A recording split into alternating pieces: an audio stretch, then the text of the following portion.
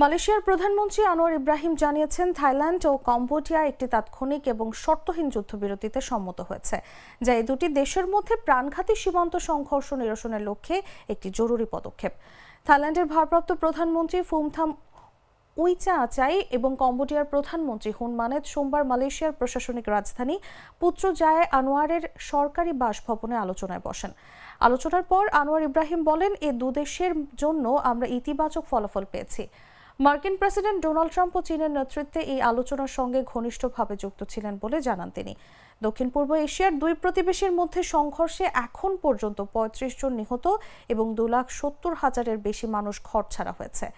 রোববার থাইল্যান্ডে অভিযোগ করে কম্বোডিয়া তাদের সিসাকেত প্রদেশে রকেট হামলা চালিয়ে একজনকে হত্যা ও একজনকে আহত করেছে।